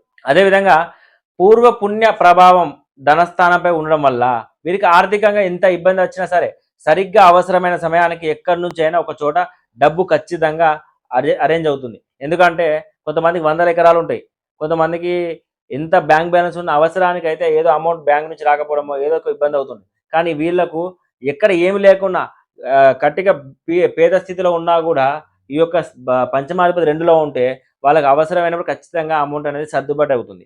సో ఈ విధమైన మంచి అయితే ఉంటుంది. అదేవిధంగా ఉత్తమ సంతానం, కుటుంబ వృద్ధి. ఐదవ స్థానం అంటేనే మనకు సంతాన భావం. ఆ భావాధిపతి నేరుగా కుటుంబ స్థానంతో సంబంధం ఏర్పరచుకోవడం వల్ల వీరికి అత్యంత ప్రయోజకులైన గుణవంతులైన పిల్లలు పుడతారు. వీరి పిల్లలు కూడా జీవితంలో గొప్ప స్థాయికి చేరుకుంటారు. ఆ సంతానం సాధించిన విజయాల వల్ల వారి ప్రవర్తన పట్ల ఈ జాతకుడు కుటుంబం ఎప్పుడు కూడా మంచి పేరు ప్రఖ్యాతలు నలుదిశలా వ్యాపిస్తాయి. అదేవిధంగా సంతానం పుట్టిన తర్వాత కూడా వారు ఎదుగుదల కొద్దీ వీరి ఇంట్లో లక్ష్మి కటాక్షము, కుటుంబ ఐక్యత మరింతగా పెరుగుతాయి. సో ఈ విధంగా కలిసి వస్తుంది. సమాజంలో లేదా గ్రామంలో గొప్ప పలుకుబడి. మనము ఎప్పుడైనా కూడా 5వ స్థానం చూసినప్పుడు గ్రామం సంబంధించి కూడా చూసుకోవచ్చు. అదేవిధంగా 5వ ఇల్లు అనేది కీర్తి ప్రతిష్టలకు, నాయకత్వ లక్షణాలకు మరియు ప్రజల మద్దతుకు కూడా కారకత్వం వహిస్తుంది. ఈ స్థానాధిపతి వాక్ స్థానమైన 2వ ఇంట్లో ఉన్నప్పుడు జాతకుడు మాటకు సమాజంలో, బంధువులలో, వారు నివసించే గ్రామంలో లేదా ప్రాంతంలో ఒక శాసనం లాంటి విలువ ఉంటుంది. వీరి సలహాల కోసం జనం వస్తూ ఉంటారు. వీరి మాటల్లో ఒక ఆకర్షణ, ఒక అధికారిక ధ్వని ఉంటుంది. 10 మందిలో వీరికి గొప్ప గౌరవ మర్యాదలు, విశేషమైన పలుకుబడి లభిస్తుంది. ఖచ్చితంగా బ్రహ్మాండంగా ఉంటుంది. అదేవిధంగా ఊహించని ధనలాభాలు మరియు పెట్టుబడులు. అంటే 5వ ఇల్లు షేర్ మార్కెట్, స్పెక్యులేషన్ లాంటి అకస్మాత్తు ధనలాభాలను కూడా సూచిస్తుంది. ఎందుకంటే 5కు అపోజిట్ ఏముంది? మనకు 11వ స్థానం ఉంటుంది. ఏ అధిపతి అయినా 5వ అధిపతి ధనస్థానంలో ఉన్నప్పుడు తమ అంచనాలకు మించి తెలివితేటలతో సరైన సమయంలో సరైన పెట్టుబడులు పెట్టి అనూహ్య రీతిలో బ్యాంక్ బ్యాలెన్స్ పెంచుకుంటారు వీళ్ళు. సో చాలా వరకు మంచి తరుణం అని చెప్పుకోవచ్చు. అదేవిధంగా జ్యోతిష్య దాంట్లో ద్వితీయ భావం నుండి 5వ ఇల్లు చూస్తే, అంటే ఎగ్జాంపుల్ ఇది ద్వితీయ భావం, ఇది 1, ఇది 2, 3, 4 అంటే 2వ స్థానం నుంచి 5వ స్థానం 4వ స్థానం అవుతుంది, సుఖస్థానం అవుతుంది. ఈ జాతకుడి జీవితంలో అసలైన సుఖం మరియు ప్రశాంతత తన కుటుంబ సభ్యుల వల్ల, తాను సంపాదించే ధనం వల్లే దక్కుతుంది. అలాగే 2వ ఇంట్లో ఉన్న పంచమాధిపతి తన 7వ దృష్టిలో 8వ ఇంటిని కూడా చూస్తాడు. ఈ 2వ స్థానంలో పంచమాధిపతి ఉండడం వల్ల 8వ స్థానం కూడా చూసుకుంటాడు. 8వ స్థానం అంటే ఆయుర్దాయము, ఆకస్మిక నష్టాల వల్ల వచ్చే వ్యవస్థలన్నీ కూడా మొత్తం టోటల్ వెళ్ళిపోతాయి. అంటే మనకు అలా జరగకుండా చేస్తాడు. తన పూర్వపుణ్య బలం చేత ఎలాంటి ఆకస్మిక నష్టాలు రాకుండా తన కుటుంబాన్ని, ధనాన్ని ఒక ఒక కవచంలాగా కాపాడుకుంటాడు. సో ఈ విధంగా పంచమాధిపతి ద్వితీయ భావంలో ఉంటే జరిగే పరిణామాలన్నీ కూడా ఈ విధంగా ఉంటాయి. మన రెండవ స్థానంలో 6వ భావాధిపతి ఉంటే ఏ విధంగా ఉంటుందో చూద్దాం. ఇక్కడ మీరు చూసుకుంటే కనుక ఆ 6వ స్థానం మన దుస్థానాల కింద కొంతమంది చెప్తూ ఉంటారు. మనకు 3, 6 ఈ 11 భావాలన్నీ కూడా మనకు ఈ యొక్క గ్రహాధిపతులు అన్నీ కూడా మనకు వ్యతిరేక ఫలితాలు ఇస్తాయని చెప్తుంటారు. కానీ మనకేంటంటే 3వ భావము 11వ భావం కనుక మనకు ఖచ్చితమైన పాపగ్రహం అని చెప్పుకుంటాము. 6వ భావం చూసుకుంటే కనుక ఫర్ ఎగ్జాంపుల్ వృషభ లగ్నానికి 6వ స్థానం వచ్చేసి శుక్రుడు అవుతుంది. లగ్నాధిపతి కూడా శుక్రుడే. సో ఇట్లా ఈ విధంగా 6వ అధిపతి శుభగ్రహం కావచ్చు, పాపగ్రహం కావచ్చు. అవి ఏ గ్రహం అనేది ఏ అధిపతి అనేది ఖచ్చితంగా మనం చూసుకొని శుభుడా పాప అని చూసుకున్నాకనే మనము మంచి ఫలితాలా లేకపోతే వ్యతిరేక ఫలితాలా తెలుసుకోవచ్చు. అదేవిధంగా జాతక చక్రంలో 6వ భావము రోగ రుణ శత్రు సేవ స్థానం కూడా. సో వీటి అన్నింటిని ఇండికేట్ చేస్తుంది. రెండవ భావంలో రెండవ భావంలో కుటుంబము, ధనము, వాక్స్థానం అంటే కుటుంబ స్థానంలో ఈ యొక్క 6వ భావం ఉండడం వల్ల అనేది జాతకుడి యొక్క ఆర్థిక మరియు కుటుంబ జీవితంపై తీవ్ర ప్రభావాన్ని చూపే ఒక కీలకమైన గ్రహస్థితి. ఈ 2 భావాలకు అనుసంధానం జరిగినప్పుడు ఆ అధిపతి శుభగ్రహమా లేదా పాపగ్రహమా అనే దాని మీద ఆధారపడి ఫలితాలు వస్తుంటాయి. సో దీని గురించి మనం లోతుగా విశ్లేషిస్తే ఒకవేళ 6వ భావాధిపతి శుభగ్రహం అయినప్పుడు ఏ విధంగా ఉంటుంది? పాపస్థానమైన 6వ ఇంటి అధిపతి శుభగ్రహం అయితే ద్వితీయంలో ఉన్నప్పుడు ఆ 6వ ఇంటి ప్రతికూలతలన్నీ సానుకూలతగా మారిపోతాయి. శత్రువుల వల్ల కుటుంబ ఐక్యత పెరగడము, అదే సాధారణంగా శత్రువులు హాని చేయాలని చూస్తారు. కానీ ఇక్కడ బయట వ్యక్తులు లేదా శత్రువులు కుటుంబంపై వ్యతిరేకత చూపినప్పుడు ఆ సవాళ్ళను ఎదుర్కోవడానికి కుటుంబ సభ్యులందరూ కూడా తమ పట్టింపులను పక్క పెట్టి ఏకమవుతారు అన్నట్టు. ఫర్ ఎగ్జాంపుల్ ఇలాగే బయట నుండి వచ్చే ఒత్తిడి వారి మధ్య అంతర్గత బంధాన్ని మరింత బలోపేతం చేసి అభేద్యమైన కుటుంబ ఐక్యతను ఏర్పరుస్తుంది. ఇంకా అప్పుల గురించి తెలుసుకుంటే కనుక రుణ విముక్తి, అప్పులు తిరిగి రావడం. 6వ ఇల్లు రుణాలను సూచిస్తుంది కాబట్టి ఆ అధిపతి శుభగ్రహమై ధనస్థానంలో ఉంటే గతంలో వీరు ఇతరులు ఇచ్చిన అప్పులు లేదా మొండి బకాయిలు కానీ ఎలాంటి గొడవలు లేకుండా సజావుగా తిరిగి ఇంటికి వస్తాయి. అలాగే వీరు ఏదైనా అవసరానికి అప్పు చేసినా దాన్ని అతి సులభంగా తీర్చగలిగే ఆర్థిక వెసులుబాటు వీళ్ళకి ఏర్పడుతుంది. సో అదేవిధంగా వాక్ చాతుర్యంతో కూడా శత్రువు మీద విజయం సాధించవచ్చు. మనకు 6వ స్థానం శత్రువు స్థానం కాబట్టి వీరి యొక్క మృదువైన మరియు తెలివైన మాట తీరు వల్ల కూడా శత్రువులు కూడా మిత్రులుగా మారిపోతారు. వైద్య వృత్తి, న్యాయవాద వృత్తి చేసేవైనా ఏదైనా సరే సేవారంగం సంబంధించిన 6th హౌస్ కాబట్టి వీరికి అద్భుతమైన ధనాదాయం లభిస్తుంది ఈ వృత్తిలో ఉన్న వాళ్లకు. అదేవిధంగా 6వ భావాధిపతి పాపగ్రహం అయినప్పుడు 6వ భావాధిపతి పాపగ్రహం అయినప్పుడు ఏ విధంగా ఉంటుంది? సో ఇప్పుడు చెప్పుకున్నట్టే రోగ రుణ శత్రు స్థానాధిపతి పాపిగా మారి కుటుంబంలో ధనస్థానంలో కూర్చోవడం వల్ల ఆ 2 స్థానాలు తీవ్రంగా దెబ్బతింటాయి. శత్రు బాధ మరియు కుటుంబంలో అన్యోన్యత లోపించడం, శత్రువులు దాయదుల వల్ల బయట వ్యక్తుల కుట్రలో కుటుంబంలో ప్రశాంతత లోపిస్తుంది. ఎప్పుడు ఏదో ఒక గొడవ కుటుంబ సభ్యుల మధ్య చిచ్చు పెడుతుంది. దీనివల్ల కుటుంబ సభ్యుల మధ్య కూడా ఒకరిపై నమ్మకం అనేది సడలి అన్యోన్యత దారుణంగా దెబ్బతింటుంది. ఇల్లు ఎప్పుడు ఒక రణరంగంలా అనిపిస్తుంది. సో ఈ విధంగా ఇబ్బంది పడుతుంది. అదేవిధంగా కఠినమైన వాక్కు, 2వ స్థానము మన మాట, వాక్శుద్ధి అనేది మనం చెప్పుకోవడం జరిగింది. ద్వితీయ స్థానం మనం మాట్లాడే మాటను కూడా సూచిస్తుంది కాబట్టి పాపగ్రహం అక్కడ ఉండడం వల్ల వీరి మాటలు చాలా పౌరుషంగా అవతల వారిని తీవ్రంగా నొప్పించేలాగా ఆవేశంగా మాట్లాడి లేనిపోని కొత్త శత్రువులు కొని తెచ్చుకుంటారు అన్నట్టు. అనవసరంగా మాట్లాడి సంబంధం లేని చోట మాట్లాడి కూడా కొత్త శత్రువులు తెచ్చుకుంటారు. అనవసరమైన వాదనల వల్ల సమాజంలో వీరి మాటకు విలువ అనేది పోతుంది, వాక్శుద్ధి కోల్పోవడం జరుగుతుంది. అదేవిధంగా చేతిలో డబ్బు నిలవకపోవడం సమస్య ఉంటుంది. మనకు 2వ స్థానం ధనం కూడా కదా. సో ధనస్థానం బ్యాంక్ బ్యాలెన్స్. 6వ ఇల్లు అంటేనే అప్పులు మరియు రోగాలకు కారకం. వీరు ఎంత కష్టపడినా సంపాదించిన డబ్బు మొత్తం కూడా అప్పులు తీర్చడానికి, వడ్డీలు కట్టడానికి, లేకపోతే అనారోగ్యం పాలై ఆసుపత్రుల యొక్క ఖర్చులు కట్టడానికి, లేదంటే కోర్టు కేసుల వల్ల ఇబ్బంది ఆ ఖర్చులు కట్టడం, నీళ్ళలా ఖర్చు అయిపోతుంది అన్నట్టు. బ్యాంక్ బ్యాలెన్స్ నిరంతరం శూన్యంగా ఉంటూ చేతులు చిల్లిగబైన మిగిలిన ఆర్థిక సంక్షోభాన్ని ఎదుర్కోవడం జరుగుతుంది. 2వ ఇల్లు మనం తీసుకునే ఆహారాన్ని కూడా సూచిస్తుంది. 6వ ఇల్లు రోగస్థానం. సో గమనించాలి, ఈ పాపగ్రహం ద్వితీయలో ఉన్నప్పుడు వీరు తీసుకునే కల్తీ ఆహారం లేదా చెడు ఆహారపు అలవాట్ల వల్ల వీరికి తరచూ అనారోగ్యాలు వస్తాయి. అదేవిధంగా కుటుంబానికి ధన నష్టము, మనశ్శాంతి కరువవ్వడం జరుగుతుంది. కాబట్టి వీరు ఆహారం మరియు మాట విషయంలో అత్యంత జాగ్రత్తగా ఉండాలి. తినే విషయంలో కానీ మాట్లాడే విషయంలో కానీ చాలా జాగ్రత్తగా ఉండాలి. 7వ భావాధిపతి మనకు ద్వితీయ భావంలో ఉంటే గనక ఏ విధంగా ఉంటుంది? సో ఎప్పుడైనా గుర్తుంచుకోండి, 7వ భావాధిపతి అంటేనే మనకి ఎప్పటికీ పాపగ్రహమే. ఇదొకటి మనకు 1కి 7 కాబట్టి లగ్నానికి అపోజిట్ కాబట్టి ఖచ్చితంగా వ్యతిరేక ఫలితాలు ఇస్తుంది. మనకు పాపగ్రహమై ఉంటుంది. సో జాతక చక్రంలో 7వ ఇల్లు అంటే మనం ఏమనుకున్నాం కలత్ర స్థానము, వ్యాపార స్థానము, ప్రయాణ స్థానము. మరియు ఈ 2వ ఇల్లు అంటే ఏంటిది కుటుంబ స్థానము, ధనస్థానము, వాక్ స్థానము, భోజన స్థానం. ఈ 2 కూడా మారక స్థానాలే. గమనించండి ఇక్కడ. మనకి ఎప్పుడైనా కూడా 2, 7 మారక స్థానాలు. ఇది ఆయుర్దాయము. సో మనకి ఏదైనా లగ్నము ఈ యొక్క ఈ బాగా ఇంపార్టెంట్ స్థానాలు. మనకి ఏదైనా కూడా 2, 7 అనేది మారకాలు. అంటే మన చావును రావడంలో, మన చావును జయించడంలో 2, 7 స్థానాలు అనేది చాలా ఇంపార్టెంట్. సో ఆయుర్దానికి గండం తెచ్చేవని చెప్పుకోవచ్చు. 7వ భావాధిపతి సహజంగానే ఒక ప్రబలమైన మారకుడు. అంటే మనకు ఈ డెత్ కూడా అంటే కలత్రం కాకుండా ఈ డెత్ కూడా మనము దీని ద్వారా చూడొచ్చు. 7వ స్థానం మన డెత్‌ని ఇండికేట్ చేస్తే 8వ స్థానం ఆయుష్‌ని ఇండికేట్ చేస్తుంది. ఆయుష్. సో గమనించగలరు. ఇది 7వ స్థానం డెత్. సో అటువంటి మారక గ్రహము మరొక మారక స్థానమైన 2వ ఇంట్లో కూర్చోవడం వల్ల ఆ గ్రహము బలమైన పాపిగా మారి అత్యంత ప్రతికూల ఫలితాలను ఇస్తుంది. అంటే ఇక్కడ చూసుకోవాలి, గమనించాలి. సో దీని గురించి జ్యోతిష్య శాస్త్ర పరంగా మరింత లోతుగా గనక విశ్లేషిస్తే అకాల ప్రయాణాలు, అకాల నిద్ర మరియు ఆహారాలు. సో టైంకు తినకపోవడము, టైంకు నిద్రపోకపోవడము, అనవసరంగా ప్రయాణాలు చేయడము, ఎందుకు ప్రయాణం చేస్తున్నామో తెలియకుండా ఉండడము, ఇలాంటిది చూపిస్తుంది. ఎందుకంటే 7వ భావం అనేది మనకు ప్రయాణాలను సూచిస్తుంది. అంటే లేదా దీర్ఘ లేదా నిరంతర ప్రయాణాలు సూచిస్తుంది అన్నట్టు. 2వ భావం వచ్చేసి మనం తీసుకునే ఆహారాన్ని సూచిస్తుంది. ఈ 2 భావాలకు పాప సంబంధం ఏర్పడడం వల్ల జాతకుడు తరచూ అనుకోని ప్రణాళిక లేని ప్రయాణాలు చేయాల్సి వస్తుంది. ఆ ప్రయాణం వల్ల ఖచ్చితంగా సరైన సమయానికి భోజనం దొరకదు, అర్ధరాత్రి నిద్రపోవడం లాంటివి ఉంటాయి, శారీరక విశ్రాంతి దొరకదు, సమయానికి తినడం ఉండదు. వీరి జీవితంలో ఒక విలాసంగా మారిపోతున్నట్టు, ఒక జీవితంలో విలాసంగా మారిపోతుంది.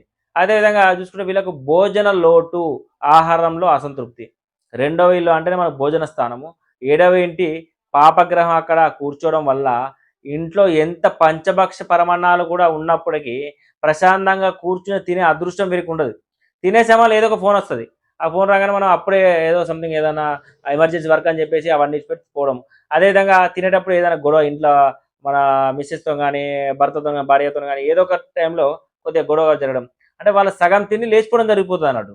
పూర్తిగా సంపూర్ణంగా వీళ్ళు పంచభక్ష పరమాన్నాలు అండినా కూడా తినలేని వంటి ఇబ్బందులు ఎదుర్కొంటారు. అంటే డబ్బు ఉండి కూడా సరైన పోషకాహారం లేక, తృప్తికరమైన భోజనం చేయలేక జీర్ణకోశ వ్యాధుల బారిన పడతారు. జాగ్రత్తగా ఉండాలి. ఇదొకటి. ఇంకో విషయం కనుక చూసుకుంటే కనుక భార్య లేదా భర్త వలన 7వ స్థానం అంటే మనకు భార్య లేదా భర్త స్థానం చూసుకోవచ్చు. సో వీరి వల్ల కుటుంబంలో కలహాలు వస్తాయి. 2వ స్థానం అంటే కుటుంబం. 7వ ఇల్లు అనేది జీవిత భాగస్వామిని సూచిస్తుంది. ఆ అధిపతి వెళ్ళి వెంటనే 2వ ఇట్లా అంటే కుటుంబ స్థానంలో పాపత్వంతో కూర్చోవడం వల్ల, పాపగ్రహమే కూర్చోవడం వల్ల పెళ్లి జరిగిన తర్వాత నుంచి కుటుంబంలో అశాంతి మొదలవుతుంది. భాగస్వామికి జాతకుడు కన్నవారికి మధ్య ఏమాత్రం పొసగదు. జీవిత భాగస్వామి యొక్క కఠినమైన మాటలు, 2వ ఇల్లు వాక్కు కాబట్టి కఠిన మాటల వల్ల కుటుంబ సభ్యుల మధ్య నిరంతర గొడవలు, మనస్పర్ధాలు వస్తాయి. ఇంటి వాతావరణం ఎప్పుడు కూడా వేడెక్కి ఉంటుంది. సో జాగ్రత్తగా ఉండాలి. అదేవిధంగా జీవిత భాగస్వామి వల్ల ధన నష్టం మరియు బాధలు. ఎందుకంటే 2వ ఇల్లు ధనం, బ్యాంక్ బ్యాలెన్స్ని సూచిస్తుంది, ధన నిల్వలను. సో అదేవిధంగా 7వ భావాధిపతి పాపిగా ఇక్కడ ఉండడం వల్ల భాగస్వామి యొక్క అనవసరపు ఖర్చుల వల్ల లేదా భాగస్వామి పేరు మీద చేసే వ్యాపారాలు కానీ, పెట్టుబడులు కానీ భారీగా ధన నష్టం వాటిల్లుతుంది. మీరు పెట్టే బిజినెస్ వ్యాపారస్తుల ద్వారా కూడా భారీగా ధన నష్టం రావచ్చు. జీవిత భాగస్వామి ప్రవర్తన కూడా కొంచెం మొండితనంగా జాతకుడికి తీవ్ర మానసిక వేదను మిగిల్చే అవకాశం ఉంటుంది. సో జాగ్రత్తగా ఉండాల్సి ఉంటుంది. అదేవిధంగా లగ్నం నుండి 2వ ఇల్లు అనేది 7వ ఇంటి నుండి లెక్కిస్తే 8వ ఇల్లు. అంటే ఇక్కడ మీరు గమనించాలి, లగ్నం నుంచి 2వ ఇల్లు అంటే ఇప్పుడు 7వ స్థానం నుంచి ఇక్కడ 8వ స్థానం, 2వ ఇల్లు 8వ స్థానం అవుతుంది. అంటే లగ్నంలో ఉన్న గ్రహము ఈ యొక్క 8వ స్థానం మీద దృష్టి పెడుతుంది. అంటే పాపగా 7వ స్థానం 2లో ఉండి 8వ స్థానం మీద దృష్టి పెడుతుంది. అంటే 8వ ఇల్లు అంటే ఏంటిది? ఆయుర్దాయం, ఆకస్మిక నష్టాలు, అవమానాల స్థానం అవుతుంది. అంటే ఇక్కడ 8వ అధిపతి తన స్వస్థానానికి 8వ ఇంట్లో అంటే లగ్నానికి 2వ ఇంట్లో ఉండడం వల్ల అనేది వైవాహిక జీవితానికి ఒక రకమైన అరిష్టం అనేది చెప్పుకోవచ్చు.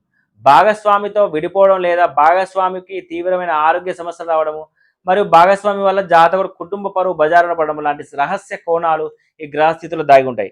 అంతేకాకుండా 2 మారక స్థానాలు కనెక్ట్ అయ్యాయి కాబట్టి ఆ గ్రహం యొక్క దశాభుక్తుల అప్పుడు మాత్రమే జాతకుడికి తీవ్రమైన ఇబ్బందులు, గండాలు, ప్రమాదాలు జరిగే అవకాశాలు అయితే బ్రహ్మాండంగా ఉంటాయి. సో ఇవన్నీ చూసుకొని మనం దశాభుక్తులు కూడా మనము కొద్దిగా అర్థం చేసుకొని ముందుకు వెళ్ళాల్సి ఉంటుంది. ప్రతిసారి ఇలాగనే ఉంటుందని కాదు. దశాభుక్తి వచ్చినప్పుడు ప్రభావం అనేది ఎక్కువగా ఉంటుంది. సో నెక్స్ట్ అధిపతి చూసుకుంటే కనుక అలాగే ద్వితీయ భావంలో అష్టమాధిపతి ఉంటే ఏ విధంగా ఉంటుంది? సో ఇక్కడ అష్టమాధిపతి అంటే మనం రెండు రకాలుగా చూసుకోవాల్సి ఉంటుంది. అష్టమాధిపతి శుభగ్రహం కావచ్చు, పాపగ్రహం కావచ్చు. ఫర్ ఎగ్జాంపుల్ ఈ యొక్క మేష లగ్నానికి అష్టమాధిపతి కుజుడు అవుతున్నాడు. లగ్నాధిపతి ప్లస్ అష్టమాధిపతి ఇద్దరు కూడా కుజుడు కాబట్టి కొన్ని లగ్నాలకు అష్టమము శుభగ్రహం అవుతుంది. అదేవిధంగా కొన్ని లగ్నాలకు అష్టమం అనేది పాపగ్రహం అవుతుంది. ఫర్ ఎగ్జాంపుల్ ఇక్కడ చూసుకుంటే కనుక వృషభ లగ్నం చూసుకుంటే వృషభ లగ్నానికి అష్టమాధిపతి గురుడు అవుతాడు. ఇక్కడ గురుడు కాబట్టి పాపగ్రహం. సో శుభగ్రహం పాపగ్రహం రెండు కూడా మనం చూసుకొని రిజల్ట్ అనేది చెప్పగలగాలి. జాతకంలో అష్టమ స్థానం అనేది ఆకస్మిక సంఘటనలు, వారసత్వ ఆస్తులకు, రహస్య ధనానికి, అవమానాలకు, అదేవిధంగా ఆయుర్దాయానికి ఈ యొక్క అష్టమ భావం ఇండికేట్ చేస్తుంది. అదేవిధంగా ఈ అష్టమ భావాధిపతి ద్వితీయంలో అంటే కుటుంబం మరియు ధనము వాక్స్థానం ఉన్నప్పుడు ద్వితీయంలో ఉన్నప్పుడు ఫలితాలు అనూహ్యంగా ఉంటాయి. ఆ అధిపతి శుభగ్రహమా లేక పాపగ్రహమా అనే దాని మీద ఆధారపడి జీవితం ఉన్నత శిఖరాలు చేరడమా లేదా ఆఘాతాల్లో పడిపోవడమా అనేది వ్యవస్థ నడుస్తూ ఉంటుంది. సో ఈ విధంగా దీని గురించి లోతుగా విశ్లేషిస్తే అష్టమాధిపతి శుభగ్రహం అయినప్పుడు ఫలితాలు ఏ విధంగా ఉంటాయి? సో అష్టమాధిపతి శుభగ్రహం అయినప్పుడు ఆకస్మిక ధనాన్ని ఇస్తుంది. సో ధనస్థానం కదా రెండో అధిపతి. సో అష్టమ స్థానం ఆకస్మికత ఇస్తుంది కాబట్టి అధిపతి శుభగ్రహం అయి ధనస్థానంలో ఉంటే ఆకస్మిక సంఘటనలు అన్ని కూడా సానుకూలంగా మారి జాతకుడికి యొక్క గొప్ప రాజయోగాన్ని ఇస్తాయి. ఆకస్మిక విజయాల వల్ల కుటుంబంలో అన్యోన్యత పెరుగుతుంది. అష్టమ స్థానం వారసత్వ ఆస్తులను, కోర్టు కేసులను కూడా సూచిస్తుంది. వీరికి ఎప్పటి నుంచో ఆగిపోయిన ఆస్తులు దక్కడం కానీ, కోర్టు కేసులో లేదా వివాదాల్లో అకస్మాత్తుగా గెలవడం కానీ, అదేవిధంగా ఈ విజయాల వల్ల వచ్చే లాభాలు కుటుంబ సభ్యులను సంతోషపెట్టి వారి మధ్య గొప్ప అన్యోన్యతను, ఐక్యతను పెంపొందిస్తాయి. అదేవిధంగా అష్టభోగాలు, ఆర్థిక స్థిరత్వం, ఈ రెండో ఇల్లు ధన నిల్వలను సూచిస్తుంది. ధనం అంటే బ్యాంక్ బ్యాలెన్స్ సూచిస్తుంది. అష్టమాధిపతి ఇక్కడ శుభ్రై ఉంటే అదేవిధంగా లాటరీలు, బీమా లేదా భాగస్వామి ద్వారా ఆశించని రీతిలో ధన ప్రాప్తి కలుగుతుంది.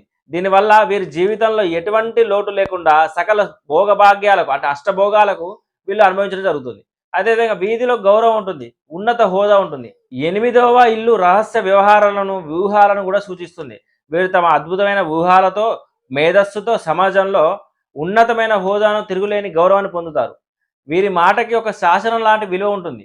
అదేవిధంగా చూసుకుంటే రెండో స్థానం మనకు రూపం, నేత్రానందం, అదేవిధంగా ద్వితీయ భావం ముఖవర్చస్సు, కుడికన్నును సూచిస్తుంది కాబట్టి ఇక్కడ కనుక శుభగ్రహం ఉండడం వల్ల వీరి కళ్ళు చాలా ఆకర్షణీయంగా, నేత్రానందం కలిగించేలాగా ఉంటాయి. వారి మాట తీరు కూడా ఎదుటివారిని ఇట్టే కట్టిపడేసేలా ఉంటుంది. అదేవిధంగా ఇన్ని శుభగ్రహం ఉంటే ఇన్ని రకాలుగా మంచి చేసేటప్పుడు, అదేవిధంగా అష్టమాధిపతి పాపగ్రహం అయినప్పుడు ఏ విధంగా ఉంటుంది? అష్టమాధిపతి పాపగ్రహం అయినప్పుడు ఆకస్మిక నష్టాలకు, బాధలకు కారకుడైన అష్టమాధిపతి పాపిగా మారి కుటుంబం వాక్స్థానంలో కూర్చోవడం వల్ల ఈ రెండు విషయాలు తీవ్రమైన ఒడిదొడుకులకు లోనవుతాయి. నిందోపవాదాలు మరియు పరాభవం, అవమానాలు. అష్టమ స్థానం అంటే అవమానాలకు ఒక కేంద్రం అనుకోవచ్చు. ఆ అధిపతి కుటుంబ స్థానంలో పాపిగా ఉండడం అంటే ఈ అష్టమాధిపతి రెండవ స్థానంలో పాపిగా ఉండడం వల్ల వీరు చేయని తప్పుకు కూడా నిందలు పడాల్సి వస్తుంది. సో ముఖ్యంగా వీరి కఠినమైన మాటల వల్లే అంటే వాక్ దోషంలాగా చెప్పుకోవచ్చు, సమాజంలో తీవ్రమైన పరాభవం ఎదురవుతుంది. అందుకే కొంచెం మాట్లాడేటప్పుడు జాగ్రత్తగా ఉండాలి వీళ్ళు. అదేవిధంగా ఏవో రహస్య విషయాలు బయటపడి కూడా కుటుంబ పరువు బజారులో పడే ప్రమాదం ఉంది. అదేవిధంగా కుటుంబ కలహాల గురించి కూడా చూసుకుంటే కనుక అష్టమ స్థానం పాప ప్రభావం వల్ల కుటుంబంలో ఎప్పుడు ఊహించని సమస్యలు పుట్టుకొస్తాయి. ముఖ్యంగా పుత్రార్జితం, వారసత్వపు ఆస్తులు. ఈ పంపకాల విషయంలో బంధువులు, దాయాదులతో తీవ్రమైన గొడవలు జరిగి కుటుంబ సభ్యులు విడిపోవడం లేదా ఒకరి ముఖం ఒకరు చూసుకోలేని స్థాయికి శత్రుత్వం పెరుగుతుంది. అదేవిధంగా బ్యాంక్ బ్యాలెన్స్ సంగతి చూసుకుంటే కనుక ధనాచలమని. సో రెండవ ఇల్లు ధన నిల్వలను సూచిస్తే 8వ ఇల్లు అడ్డంకులను చూపిస్తుంది అంటే అబ్స్టాకిల్స్. పాపగ్రహం వల్ల వీరి చేతికి రావాల్సిన డబ్బు లేదా అప్పుగిచ్చిన డబ్బు కానీ సకాలంలో రాక ఆగిపోతుంది. అదేవిధంగా ఈ యొక్క బ్యాంక్ బ్యాలెన్స్ అనేది ఫ్లో తగ్గిపోతుంది, పూర్తిగా తగ్గిపోయి అకస్మాత్తుగా తీవ్రమైన ఆర్థిక సంక్షోభంలో కూరుకుపోతారు, అప్పుల ఊబిలో చిక్కుకుంటారు. సో నేత్ర మరియు దంత వ్యాధులు కూడా రెండవ స్థానం కళ్ళు, పళ్ళు, గొంతులు సూచిస్తుంది. పాపగ్రహం ఇక్కడ ఉండడం వల్ల కంటి చూపు మందగించడం లేదా నోటి లేదా దంత సంబంధిత వ్యాధులు రావడం జరుగుతుంది. అష్టమ భావం కాబట్టి హెల్త్ పరంగా కూడా ఇబ్బంది పెట్టే అవకాశం ఉంటుంది. అదేవిధంగా రెండవ ఇంట్లో ఉన్న అష్టమాధిపతి శుభుడైనా పాపి అయినా తన సప్తమ దృష్టితో నేరుగా తన స్వస్థానమైన 8వ ఇంటిని చూస్తాడు. ఇప్పుడు ఇక్కడ 8 అష్టమాధిపతి కుజుడు అనుకో, ఇప్పుడు కుజుడు కాబట్టి 2వ స్థానం కుజుడు ఉంటే ఆటోమేటిక్గా తన 7th ఆస్పెక్ట్ అష్టమం మీద ఉంటుంది. సో జ్యోతిష్య నియమాల ప్రకారం ఒక అధిపతి తన సొంత క్షేత్రాన్ని కనుక చూస్తే ఆ భావం ఖచ్చితంగా బలపడుతుంది. కాబట్టి ఆ గ్రహస్థితి జాతకుడి యొక్క ఆయుర్దాయాన్ని బలోపేతం చేస్తుంది. అంటే మీకు దీర్ఘాయుషు ఉంటుంది. కానీ అదే సమయంలో మాట మరియు ఆర్థిక విషయాలలో మాత్రం నిరంతరంగా ఆకస్మిక మార్పులు వస్తూనే ఉంటాయి. కాబట్టి వీరు డబ్బు లావాదేవీల్లో కానీ మాట్లాడేటప్పుడు కానీ అత్యంత అప్రమత్తంగా ఉండాలి. ఈ విధంగా అష్టమాధిపతి ద్వితీయ భావంలో ఉంటే జరిగే సంఘటనలు. అదేవిధంగా నెక్స్ట్ చూసుకుంటే కనుక నవమ స్థానము, భాగ్యస్థానము. నవమ స్థానం అనేది మనకు ఖచ్చితంగా శుభుడై ఉంటాడు. సో శుభగ్రహమే ఉండి శుభ ఫలితాలు మాత్రమే ఇస్తాడు. జాతక చక్రంలో 9వ భావం భాగ్యస్థానం అంటారు, అదేవిధంగా పితృస్థానం అంటారు, ధర్మస్థానం అంటారు, తీర్థయాత్రలు కూడా ఇందులోనే ఉంటాయి. 2వ భావం అంటే కుటుంబం, ధనం, వాక్కు. అంటే ఈ రెండు కలవడం వల్ల ఈ యొక్క జ్యోతిష్య శాస్త్రంలో అత్యంత అదృష్టకరమైన మరియు పవిత్రమైన యోగాలలో ఒకటి. నవమాధిపతి నైసర్గికంగా శుభగ్రహమైన పాపగ్రహమైన ఏ లగ్నానికైనా అతడు పరమ శుభుడు, యోగకారకుడు. అదే విధంగా మనం చూడాలి. ఆయన శని కానీ, కుజ కానీ, రవి కానీ, రాహుకేతులు కానీ ఉండి వాళ్ళు పాప ఫలితాలు ఇస్తున్నారని చెప్పి చెప్పకూడదు. అటువంటి మహార్దశని ఇచ్చే భాగ్యాధిపతి ధనస్థానంలో కూర్చోవడం వల్ల కలిగే అద్భుతమైన ఫలితాలను లోతుగా విశ్లేషిస్తే కనుక ఇది ఒకటి అదృష్టపూర్వమైన నిరంతర బ్యాంక్ బ్యాలెన్స్ అని చెప్పుకోవచ్చు. ధనయోగం 9వ ఇల్లు స్వచ్ఛమైన అదృష్టాన్ని ఇస్తే మరియు దైవానుగ్రహాన్ని కూడా సూచిస్తుంది ఇది. అదేవిధంగా భాగ్యాధిపతి ధనస్థానంలో ఉండడం వల్ల వీరికి జీవితంలో ఆర్థిక పరమైన లోటు అనేది చాలా అరుదుగా వస్తుంది అంతే. అంతకుమించి వీళ్ళకి పెద్ద ధనపరమైన ఇబ్బందులు అయితే రావు. వీరు ఏ పని చేసినా కూడా అదృష్టం కలిసి వస్తుంది. ఎంత ఖర్చు పెడుతున్నా సరే ధర్మబద్ధమైన మార్గంలోనే ఏదో ఒక రూపంలో నిరంతరం డబ్బు వచ్చి పడుతూనే ఉంటుంది. అంటే స్థిరమైన క్యాష్ ఫ్లో అన్నట్టు, ధనచలం అని. అదే దైవానుగ్రహం వీరి బ్యాంక్ బ్యాలెన్స్ ఎప్పుడు కూడా శ్రీరామ రక్షగా నిలుస్తుంది. సో అదేవిధంగా పితృస్థానం కూడా నవమ స్థానం కాబట్టి తండ్రి యొక్క మద్దతు కానీ కుటుంబం యొక్క అన్యోన్యత కానీ ఏ విధంగా ఉంటుందో చూద్దాం. ఇటు నవమ భావం పితృస్థానం తండ్రిని సూచిస్తుంది. అదే ఆ అధిపతి కుటుంబ స్థానంలో 2వ ఇంట్లో ఉండడం వల్ల జాతకుడు కుటుంబానికి తండ్రే పెద్ద దిక్కుగా, మార్గదర్శకుడుగా, తండ్రి తీసుకున్న నిర్ణయాలు, ఆయన నిలబెట్టిన విలువల వల్ల కుటుంబ సభ్యులందరికీ కూడా ఒక గొప్ప అవగాహన, అన్యోన్యత అనేది ఏర్పడుతుంది. తండ్రి ద్వారా వీరికి సంక్రమించే వారసత్వ వాస్తులు కూడా వీరి యొక్క ఆర్థిక స్థితిని మరింత బలోపేతం చేస్తుంది. అదేవిధంగా చూసుకుంటే నవమ స్థానం దైవస్థానం కూడా చెప్పుకుంటాము. సో దైవ భక్తి మరియు దాన ధర్మాలు చేయడం. 9వ ఇల్లు ధర్మస్థానం, 2వ ఇల్లు ధనస్థానం. ఈ రెండు కనెక్ట్ అయినప్పుడు జాతకుడు సహజంగానే గొప్ప దైవభక్తులు అవుతాడు. వీరు కేవలం డబ్బు సంపాదించడమే కాకుండా ఆ సంపాదించిన ధనంలో కొంత భాగాన్ని ఖచ్చితంగా మరియు నిస్వార్థంగా దాన ధర్మాలు కానీ, దేవాలయ నిర్మాణానికి కానీ, పేదలకు కానీ సహాయం చేయడానికి వెచ్చిస్తాడు. ఈ పుణ్యకార్యాల వల్ల సమాజంలో వీరి యొక్క కుటుంబానికి గొప్ప పేరు ప్రఖ్యాతలు, గౌరవ మర్యాదలు లభిస్తాయి. అదేవిధంగా నవమంలో తీర్థయాత్రలు కూడా ఉంటుంది. సో ఈ తీర్థయాత్రలు మరియు కుటుంబ సంతోషం. ఈ నవమ భావం ఆధ్యాత్మిక ప్రయాణాలను, పుణ్యక్షేత్ర దర్శనాలను సూచిస్తుంది. సో వీరు తరచుగా తమ కుటుంబ సభ్యులతో కలిసి పుణ్యక్షేత్రాల దర్శనానికి వెళ్తుంటారు. ఈ ఆధ్యాత్మిక ప్రయాణాలు కేవలం దైవ దర్శనానికే కాకుండా కుటుంబ సభ్యుల మధ్య బంధాన్ని మరియు దృఢపరచడానికి, దైనందిన జీవితాన్ని వచ్చే ఒత్తిళ్లను జయించడానికి, ఇంట్లో ప్రశాంత వాతావరణం నెలకొల్పడానికి అద్భుతంగా తోడ్పడుతుంది. అదేవిధంగా నవమాధిపతి ద్వితీయంలో అంటే వాక్కు స్థానంలో ఉన్నప్పుడు వీరు మాటల్లోనే సహజంగా ఒక దైవిక శక్తి, స్పిరిచువల్ నిజాయితీ మరియు పరిపక్వత దాగి ఉంటాయి. వీరు అబద్ధాలు ఆడడానికి లేదా మోసం చేయడానికి అస్సలు ఇష్టపడరు. దైవభక్తి మెండుగా ఉండడం వల్ల వీరి నోటి నుంచి వచ్చే మాటలు తరచుగా నిజమవుతున్నాయి. దీన్నే వాక్ శుద్ధి అంటారు. కుటుంబంలో ఏర్పడే ఏ చిన్నపాటి సమస్యకైనా సరే దైవ ప్రార్థనే వీరి యొక్క ఏకైక మరి అత్యుత్తమ పరిష్కారంగా మారుతుంది. సో వీళ్ళ మాటలు కూడా నిజాలు అవుతుంటాయి కాబట్టి నవమాధిపతి 2వ భావంలో ఉండడం అనేది చాలా యోగకరం అని చెప్పేసుకోవచ్చు. అదేవిధంగా వేరే ఇతర గ్రహ దృష్టి ఏమన్నా ఉందా లేదా అనేది చూసి కూడా మన ఫలితం నిర్ణయించడం ఉంటుంది. ఏదైనా వేరే పాపగ్రహ ఫలితం ఇట్లా చూడడం కానీ ఉంటే మాత్రం కొంచెం వ్యతిరేక ఫలితాలు వచ్చే అవకాశం ఉంటుంది. 10వ భావాధిపతి 2వ భావంలో ఉంటే ఎటువంటి ఫలితాలు ఉంటాయి? సో ద్వితీయ భావంలో 10వ అధిపతి ఉండడం వల్ల ఇక్కడ శుభగ్రహం, పాపగ్రహం అనేది చూసుకోవాల్సి ఉంటుంది. జాతక చక్రంలో 10వ భావం అనేది మన కర్మస్థానం, అదేవిధంగా రాజ్యస్థానం, వృత్తి, కీర్తి, ప్రతిష్టలు కూడా ఇందులోనే చూడాల్సి ఉంటుంది. ఈ యొక్క దశమాధిపతి 2వ భావంలో అంటే కుటుంబం మరియు ధనము, వాక్కు స్థానంలో ఉండడం అనేది వ్యక్తి యొక్క కెరీర్ మరియు ఆర్థిక స్థితిగతుల గురించి ప్రత్యక్ష సంబంధాన్ని తెలియజేస్తుంది. మనిషి చేసే కర్మ అంటే వృత్తి అనుకోవచ్చు మనం ఇప్పుడు. నేరుగా అతని కుటుంబం మరియు ధన నిల్వలపై అంటే బ్యాంక్ బ్యాలెన్స్ పై ఎలాంటి ప్రభావం చూపుతుందో ఈ యొక్క గ్రహస్థితి వివరిస్తుంది. ఈ యొక్క దశమాధిపతి శుభగ్రహమా లేక పాపగ్రహమా అనే దానిపై ఆధారపడి ఫలితాలు అనేది ఈ విధంగా ఉంటాయి. దశమాధిపతి శుభగ్రహం అయినప్పుడు రాజ్యస్థానాధిపతి శుభుడై ధనస్థానంలో కూర్చోవడం వల్ల జాతకుడి యొక్క వృత్తి జీవితము ఒక సువర్ణాక్షరాలతో లిఖించబడుతుంది. చాలా బాగుంటుంది. అదేవిధంగా అధికారుల అండ మరియు ప్రభుత్వం యొక్క అనుకూలత ఉంటుంది. పదవీలు ప్రభుత్వాన్ని పై అధికారులను సూచిస్తుంది. సో ఆ అధిపతి ధనస్థానంలో ఉండడం వల్ల వీరికి ప్రభుత్వ వర్గాల నుంచి వచ్చే ఉన్నతాధికారుల నుంచి వచ్చే అద్భుతమైన సహాయ సహకారాలు కూడా లభిస్తాయి. వారి యొక్క పరిచయాల ద్వారా మంచి ఆర్థిక లబ్ధి కూడా వీరు పొందే అవకాశం ఉంటుంది.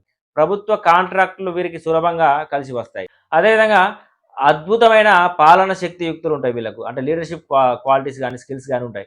రెండవ ఇల్లు వాక్కును సూచిస్తుంది. దశమాధిపతి ఇక్కడ శుభస్థితిలో ఉండడం వల్ల వీరి మాటల్లో ఒక నాయకుడిగా ఉండవలసిన పరిపక్వత, అధికారిక గంభీరత ఖచ్చితంగా ఉంటాయి.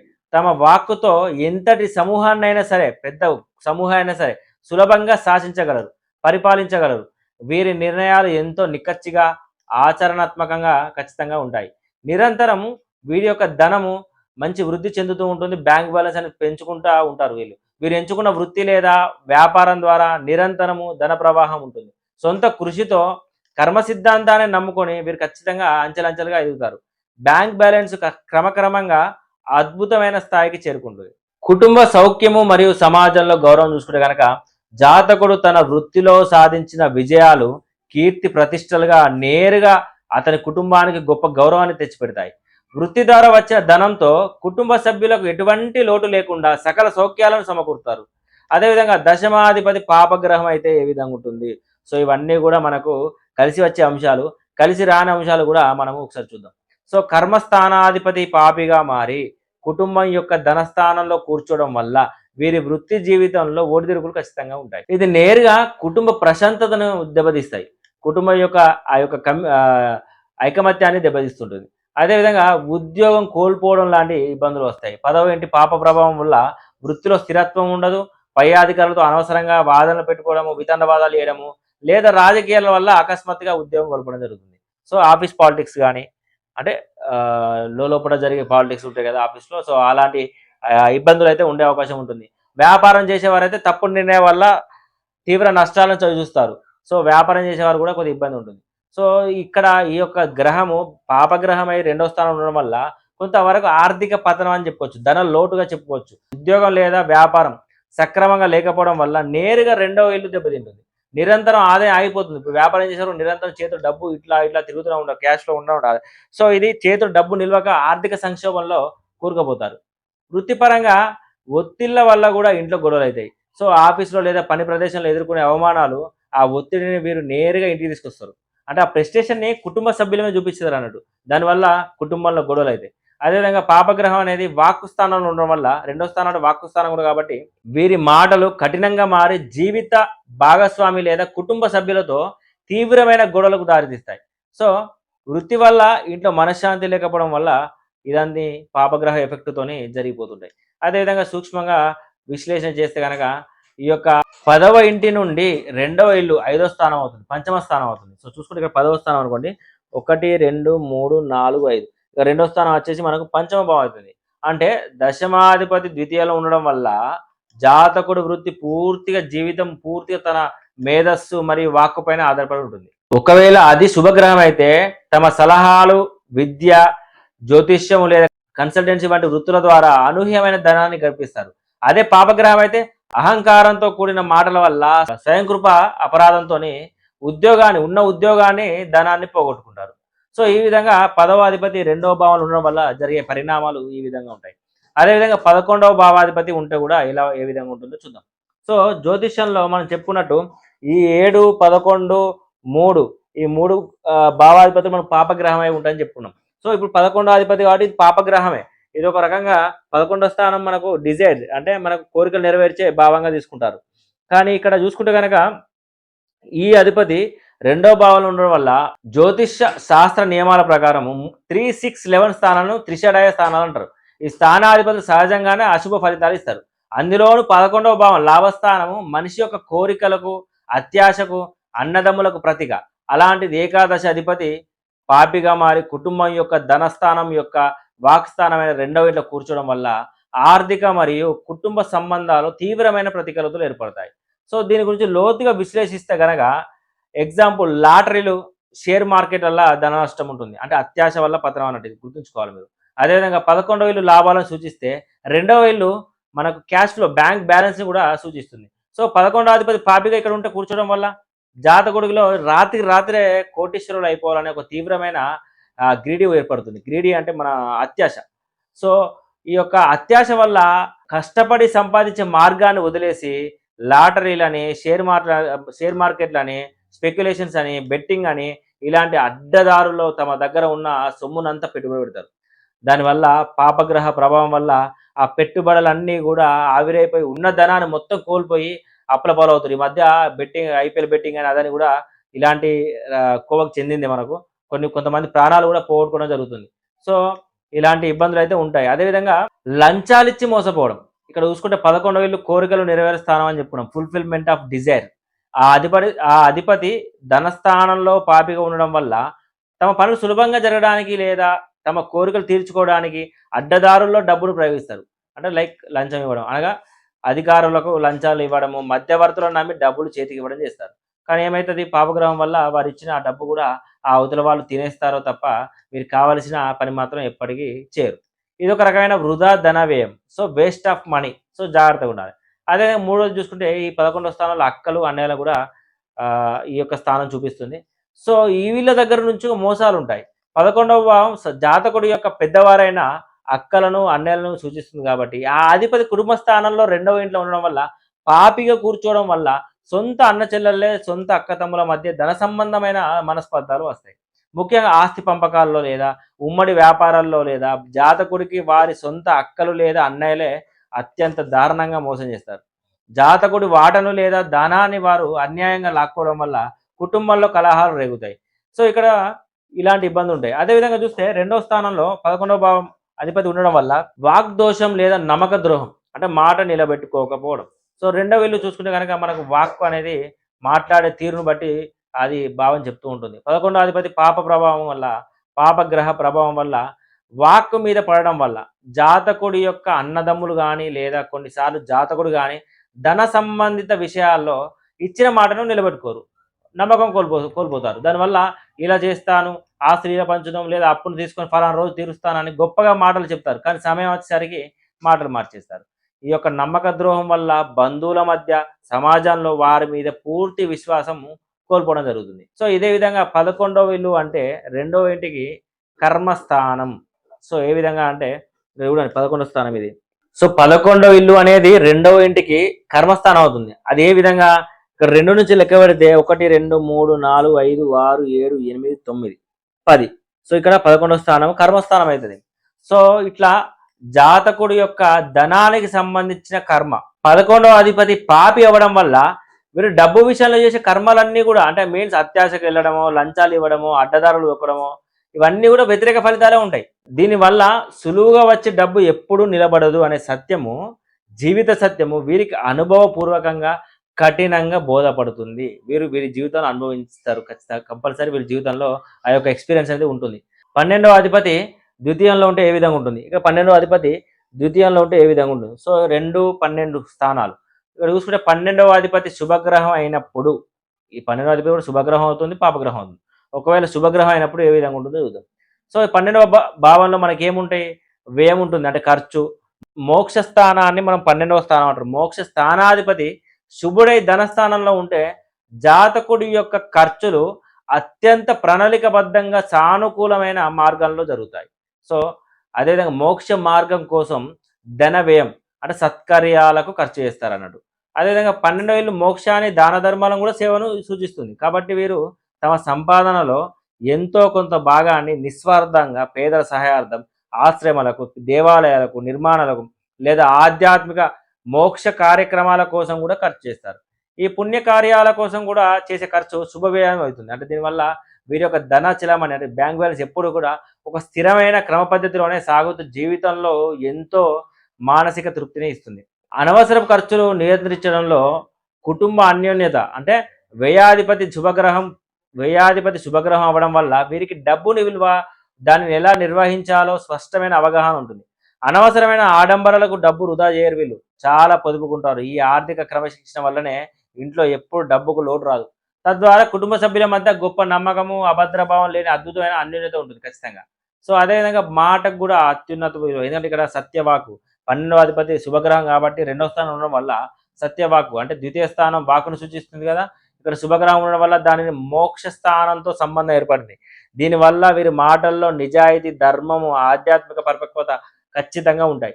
వీరు ఎల్లప్పుడూ కూడా సత్యాన్నే పలుకుతారు. వీరు చెప్పే మాటలు ఎదుటివారి హితవుగా ఉంటాయి కాబట్టి ఎప్పుడు కుటుంబంలో మరియు సమాజంలో వీరి మాటకు చాలా అత్యుత్తమైన గౌరవం ఉంటుంది.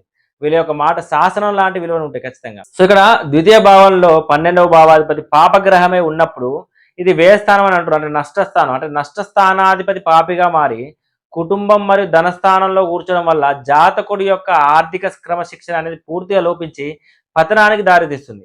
సో ధనం అనేది దుర్వినియోగం అయిపోతుంది. వృధా ఖర్చులు పెట్టేస్తారు. ఇక్కడ 12 పాప ప్రభావం వల్ల నేరుగా బ్యాంక్ బ్యాలెన్స్ మీద పడుతుంది. మీరు డబ్బును ఎంత కష్టపడి సంపాదిస్తారో అంతకంటే వేగంగా ఖర్చు పెట్టేస్తారు. దేనికి? చెడు వ్యసనాలకు, విలాసాలకు మరియు పనికిరాని పెట్టుబడులకు వీరు ఖచ్చితంగా డబ్బును విపరీతంగా ఖర్చు చేసి ధన నష్టం అనేది వీరికి జరుగుతుంది. అదేవిధంగా చివరికి వీరి చేతిలో చిల్లి గవ్వ కూడా మిగలకుండా చేసుకుంటారు అన్నట్టు. కుటుంబ అన్యోన్యత గురించి చూసుకుంటే కనుక 12వ ఇల్లు రహస్యాలను కూడా సూచిస్తుంది కదా. సో వీరు ఇంట్లో తెలియని వారితో రహస్య ఖర్చు లేదా అప్పులు చేసి డబ్బులు తగిలేయడం వల్ల కుటుంబ సభ్యులకు జాతకుడిపై నమ్మకం పూర్తిగా సన్నగిలుతుంది. ఎప్పుడు ఈ ధనం దుర్వినియోగం అవుతుందో ఆర్థిక సమస్యల చుట్టూనే ఇంట్లో తీవ్రమైన గొడవలు జరుగుతాయి. దీనివల్ల భార్యాభర్తల మధ్య కావచ్చు, ఇతర సభ్యుల మధ్య కావచ్చు, బంధం బీటల వారి అన్యోన్యత పూర్తిగా దారుణంగా దెబ్బతింటుంది. సో మాటకు కూడా విలువ తగ్గడము, నమ్మకపోవడం అంటే వాగ్దోషం అనేది ఉంటుంది. పాపగ్రహం వాక్ స్థానంలో కూర్చోవడం వల్ల వీరు తమ తప్పులను అనవసరపు ఖర్చులతో కప్పిపుచ్చడానికి, అంటే వీరు ఉల్టా వాళ్ళ యొక్క తప్పు చేయడము, మళ్ళీ అనవసర ఖర్చులను దాన్ని కప్పిపించడానికి నిరంతరం అబద్ధాలు ఆడడం ప్రారంభిస్తారు. సో దీనివల్ల పరిస్థితుల ప్రభావం వల్ల మాట మార్చడం కానీ, ఆవేశంగా కఠినంగా వ్యవహరించడం కానీ సమాజంలో వీరి మాటకి ఏమాత్రం విలువ ఉండదు. సో వీరు ఏదైనా మాట ఇచ్చినా దాన్ని నిలబెట్టుకోలేరు. కాబట్టి ఎవరు కూడా వీళ్ళని నమ్మరు. 12వ ఇల్లు విదేశీ వ్యవహారాలని కూడా సూచిస్తుంది. సో ఇక్కడ చూసుకుంటే ఒకవేళ 12వ అధిపతి ద్వితీయంలో శుభగ్రహమై శుభస్థితిలో ఉంటే జాతకుడు విదేశీ ప్రయాణాల ద్వారా, మల్టీనేషనల్ కంపెనీస్ ద్వారా లేదా ఎక్స్పోర్ట్ ఇంపోర్ట్ వ్యాపారం ద్వారా విపరీతమైన ధనాన్ని ఆర్జిస్తాడు. అదేవిధంగా పాపగ్రహం అయితే కోర్టు కేసులు, ఆసుపత్రి ఖర్చులు, అంటే 12వ ఆసుపత్రి కూడా మనకు ఇండికేట్ చేస్తుంది. సో అదేవిధంగా ప్రభుత్వం విధించే జరిమానాలు, పెనాల్టీస్ రూపంలో కూడా తమ యొక్క సొంత డబ్బును నీళ్ళలాగా ఖర్చు చేయాల్సి వస్తుంది. కాబట్టి గ్రహస్థితి ఉన్నవారు తమ యొక్క ప్రతి పైసను కూడా అత్యంత జాగ్రత్తగా వ్యవహరించాలని చెప్పి మనం చెప్తుంటాం. సో ఈ విధంగా 2వ భావంలో 12వ భావాధిపతి ఉండడం వల్ల ఇలాంటి పరిణామాలు ఉంటాయి. సో ద్వితీయ భావంలో మన అన్ని భావాల అధిపతుల యొక్క ఈ వివరాలన్నీ కూడా చెప్పడం జరిగింది. వచ్చే వీడియోలో మనకు తృతీయ భావంలో ఏ గ్రహాధిపతి ఉంటే ఎటువంటి ఫలితాలు ఉంటాయి అనేది మనం పూర్తిగా నెక్స్ట్ వచ్చే వీడియోలో తెలుసుకుందాం. ఈ వీడియో కనుక మీకు నచ్చినట్టయితే లైక్ చేయండి, మీ యొక్క ఫ్రెండ్స్కి షేర్ చేయండి, మా యొక్క ఛానల్ని సబ్స్క్రైబ్ చేయండి. Thank you.